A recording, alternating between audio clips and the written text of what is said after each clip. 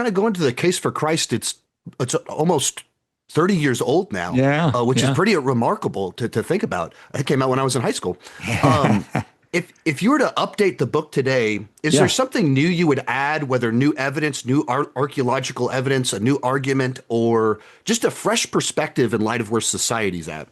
Well, that's a great question. There have been a series of discoveries, archaeological discoveries and so forth, new theories about the dating of the Gospels, that they're earlier than people once supposed. So there's some new stuff out there. I did a little book called The Case for Christmas that just came out. And in that book, I deal with some new data concerning the historic reality of Christmas that has just come to light more recently from scholars. Things that show, for instance, that Luke is historically accurate as a historian. So I would probably, if I were to update it, I would probably use some more contemporary examples of, for instance, archaeological discoveries showing that Luke is right in his reporting of first century events, that he has a strong record of being accurate in what he produced. I'd probably bolster that a bit. There have been some new thinking in terms of some of the fulfillment of prophecy in the life of the Messiah that strengthen that case even stronger than before. So nothing that I've seen ever since that book was written takes away from the case for Right. Christ. I think we have, in some ways, a stronger case for Christ than ever. You look at Dr. Gary Habermas, who I interview for that book on the resurrection of Jesus. He's in the process of writing, what is it, 5 million words, I think it is, or something, multiple huge volumes, refuting every conceivable objection to the resurrection of Jesus. I mean, it's just remarkable. So this is new scholarship that's just coming about. I think it just deepens our conviction that we can trust what the Gospels tell us about Jesus. The inherent nature of the case books and is that they're evidence-based and interviews, and here's the arguments, Yeah, but they're always counterbalanced also with that emotion and the yeah, humanity of it.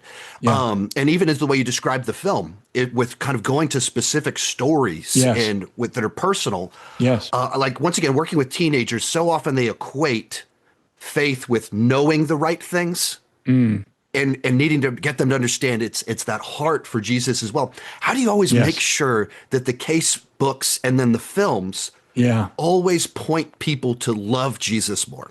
Well, the verse that brought me to faith after I concluded after a 2-year investigation that Jesus did return from the dead and prove he's the Son of God was John 1:12 that says, "But as many as received him, to them he gave the right to become children of God, even to those who believe in his name."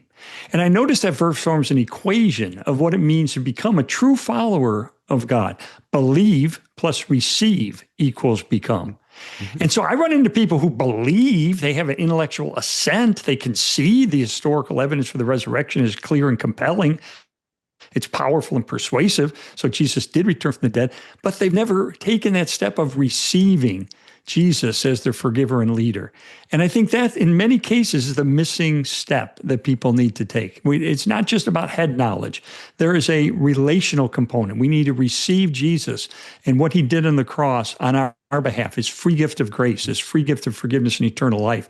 And when we do that, we become a child of God forever. And that means our relationship with God then can begin and continue to grow all through this life and then come to full fruition someday in eternity. Is there a next case book in the works There that is. you can It's talk funny. about?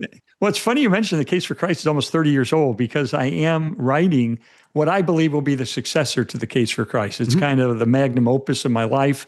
I'm Mhm. not talking about topic or title yet, but it'll come out in Mhm. late 2027 or early 28, which would be the 30th anniversary of the Case for Christ. And to me, it's going to be one more volume that again draws upon credentialed scholars who are leaders in their field, who I asked the tough questions I had when I was a skeptic, and to see, can they produce good answers about why we can really trust this story of Christianity as being true? Because, there's a lot of good stories that people can make up, but the best stories are the ones that are true. And that's what makes Christmas and Easter Christianity.